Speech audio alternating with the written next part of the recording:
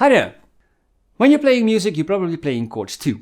And most likely you play different types of chords like the major, the minor, dominant and diminished. Now that last one, it plays a leading role in the story of this subject. If you're familiar with the diminished chord, then you know that this chord is a kind of special chord. And two things come to mind when listening to this chord. A, it's very dissonant, and B, it's very recognizable. Now you can hear them in many styles of music, from jazz standards to neoclassical metal and everything in between. What is fairly unknown is that this chord is a modulation beast. Did you know that a single diminished chord can be a portal to no less than 8 different keys? Now I bet even Rick and Morty find this portal impressive. In this video we'll first look at the structure and properties of the diminished chord, and then look at the way a diminished chord works in a major or a minor key. After that we'll look at the portal function of the diminished chord in 2 ways. Now one way is using the diminished chord to modulate directly into the new key. And we call this method 1. And the other way is to create a more subtle and sophisticated way to modulate by using a diminished chord in combination with a related dominant chord. Now we call this method 2. Anyway, how it works we will see in the next chapters of this video. To understand the rest of what I'm going to tell you, it's important that you understand the essence of the diminished chord. So let's take a look at the structure and the symmetrical character of this chord. Now we could designate the diminished chord as a minor chord with a diminished 5th degree and a diminished 7th degree. So if we build a diminished chord on the root note C, then we'll add a minor 3rd E flat, a diminished 5th G flat and a diminished 7 B double flat. And we call this chord a diminished 7 chord or a full diminished chord.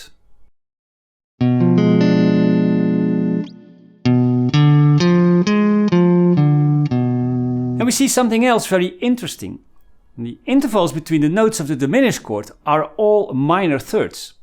Now even the distance between the last note B double flat and the first note C is a minor third interval. And this makes this chord unique, and more important, it makes the structure of the chord symmetrical, because the distance between the notes are all the same. Now the consequence of this is that every note of this chord can be the root. So if we create inversions of this diminished 7 chord, we'll end up with 4 diminished chords that contain exactly the same notes, only in a different order. So the C diminished, E flat diminished, G flat diminished and B double flat diminished or A diminished are all one and the same chord and are all a minor third apart from each other. So the chord repeats itself every minor third up or down.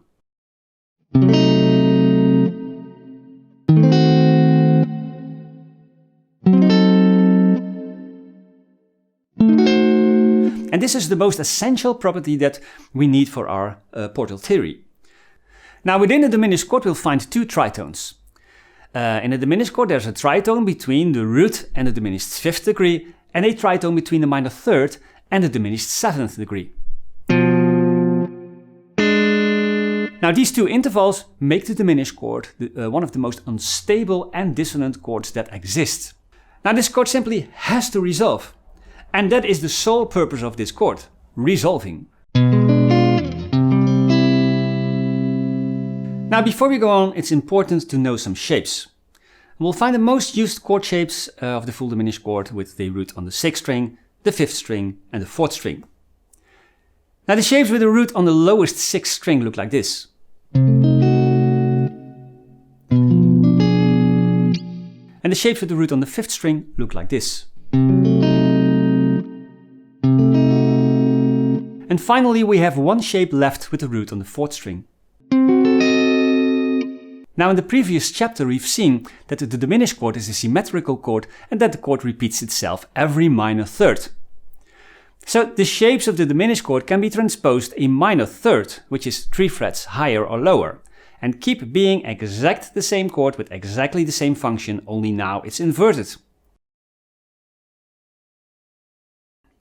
Now if we harmonize the major scale, we'll end up with 3 major chords, 3 minor chords and 1 half diminished chord.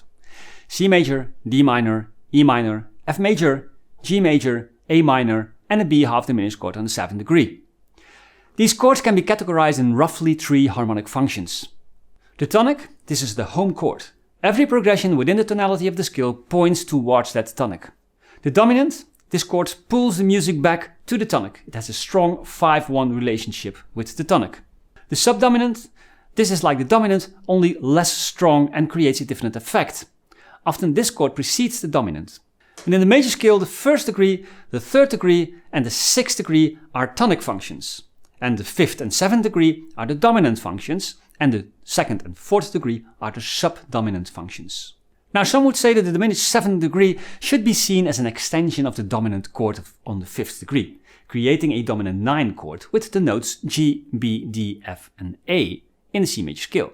Now we could alter the diminished 7th degree from a half diminished chord to a full diminished chord, B, G, F and A flat.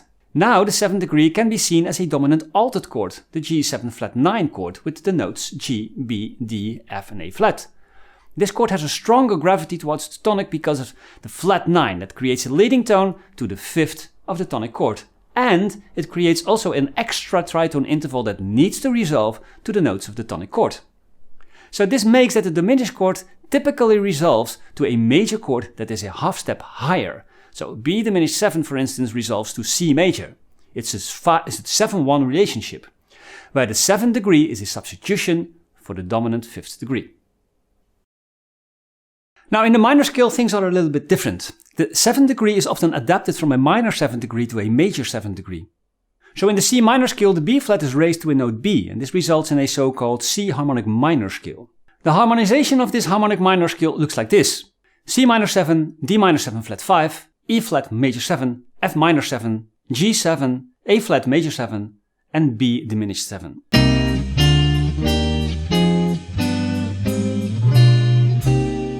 As you can see, there's a full diminished chord on the 7th degree.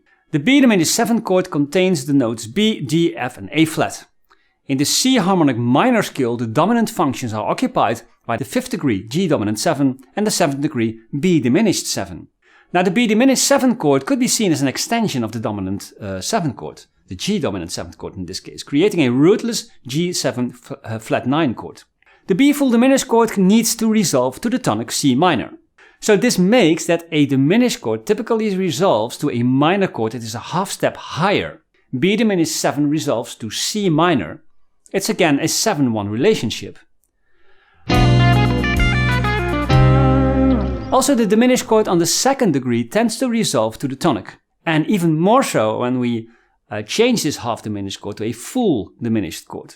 And therefore, we could say that a diminished chord resolves to a minor chord that is a whole tone lower than the diminished chord. In this case, the D diminished 7 chord resolves to C minor.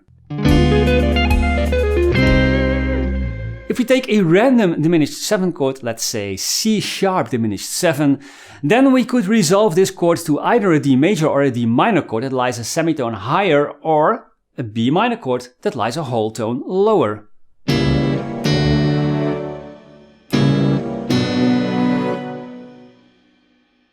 And now the magic starts. We've just seen that the diminished chord on the 7th degree resolves to the tonic. This was apparent in the major and in the minor scale. Now this means that the diminished chord resolves to a major or a minor chord that is a semitone higher than the root of that diminished chord.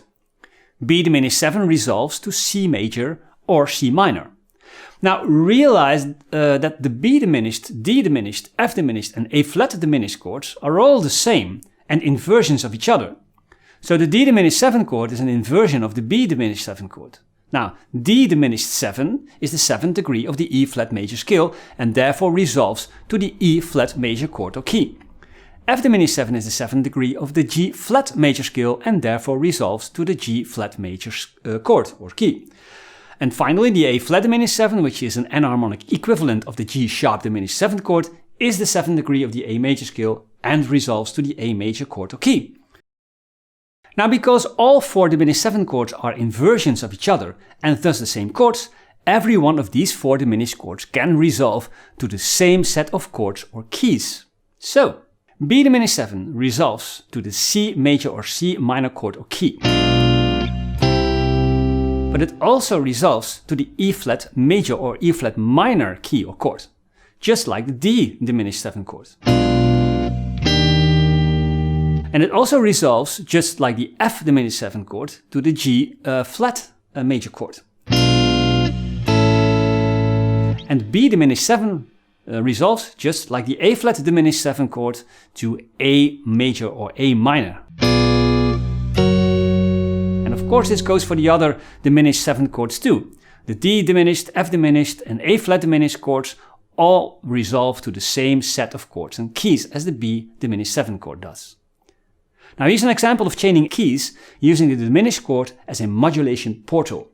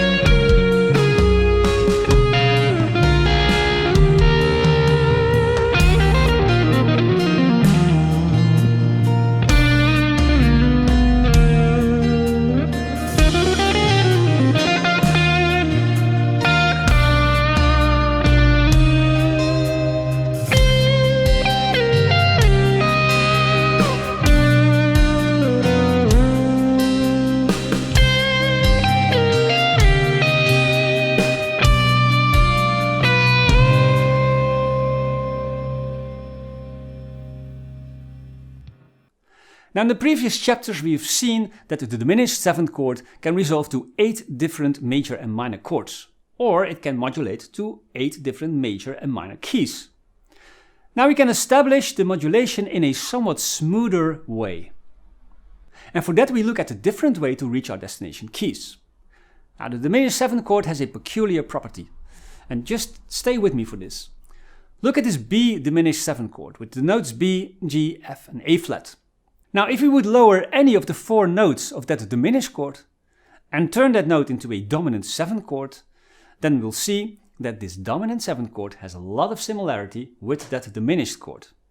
So if we lower the first note B to B flat and turn that into a B flat dominant 7th chord with the notes B flat, D, F and A flat, then we'll see that this chord has 3 notes in common with the B diminished 7th chord. And that's a strong similarity. Now the same thing happens when we lower the next note from the B diminished 7th chord, the note D to D flat. The D flat dominant 7th chord contains the notes D flat, F, A flat and C flat. And the note C flat is the enharmonic equivalent of the note B. So again, 3 notes in common. Now we could do this for the note F too. F lowered half step becomes the E. And the E dominant 7th chord contains the notes E, G sharp, B and D. Now G sharp is the enharmonic equivalent of A flat, so again 3 notes in common. And the last note of the B diminished 7th chord is the note A flat. Lowered half step, it becomes the note G. And the G dominant 7th chord contains the notes G, B, D and F. And it's obvious that the G 7th chord has again 3 notes in common with the B diminished 7th chord. So a diminished 7th chord relates to 4 different dominant 7th chords. In this case of the B diminished 7th chord, it relates to B flat dominant 7, D flat dominant 7, E dominant 7 and G dominant 7. Each of these 4 dominant 7 chords are a dominant chord in a major or a minor key and can resolve to that key very easily.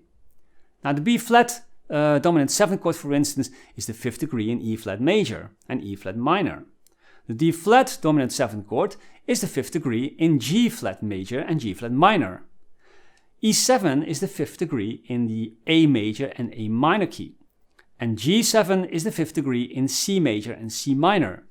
Now notice that the destination keys are exactly the same keys that we found in the first portal method.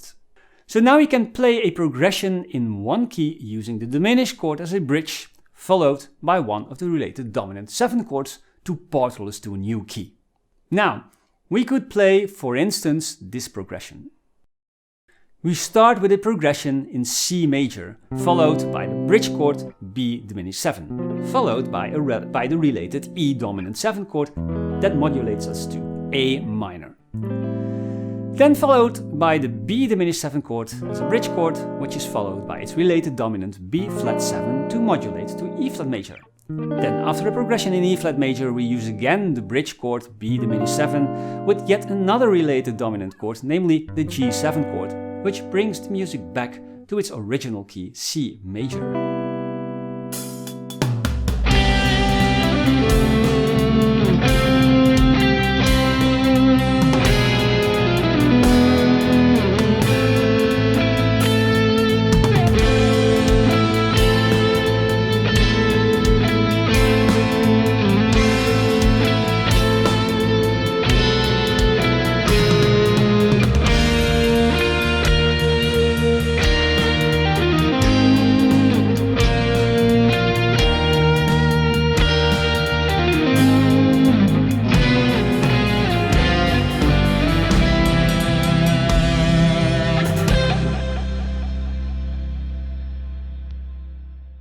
We've just seen that the diminished chord relates to 4 dominant chords that each in itself modulate to a different key.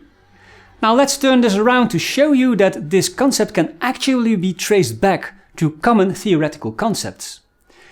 If those 4 dominant chords are so much related to that diminished chord, we can use either of them to modulate to the same chord, namely the chord to which the diminished chord resolves. If the B diminished 7 resolves to the C major, then all of these related dominant chords resolve to C major too, because of the similarity between the diminished chord and the related dominant chords. Now what we discover next is that those resolutions are all theoretical concepts with a name. B flat dominant 7 resolves to C major, and that is called a backdoor dominant, as a standalone or as a backdoor progression. It's a dominant flat 7 tonic relationship.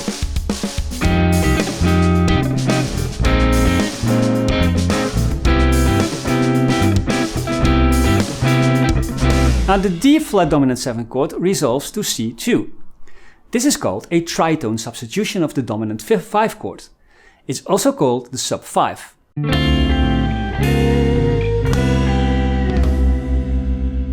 Now the E dominant 7 chord resolves to C major 2. This is called a chromatic mediant resulting in a deceptive cadence.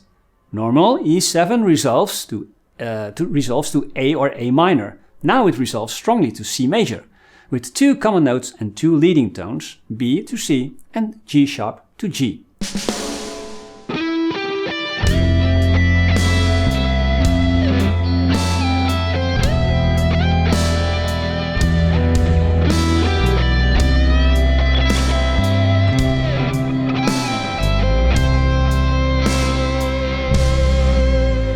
G7 resolves to C major 2, and this is obvious because we know that of course as a dominant tonic relationship or a 5-1 relationship.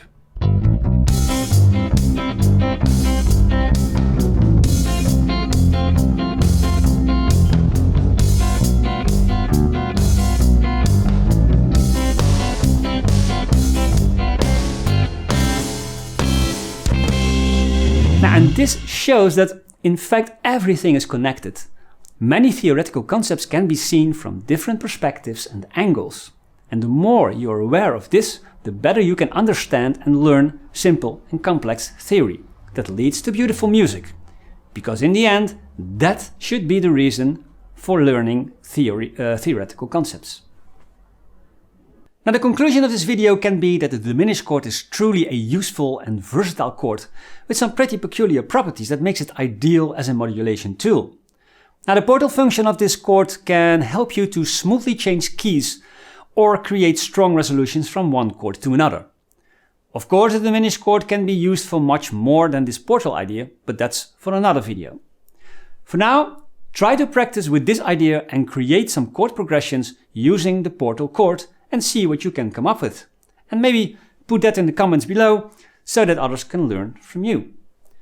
Now, I hope it was crystal clear, and I see you next time in a new tutorial. Bye!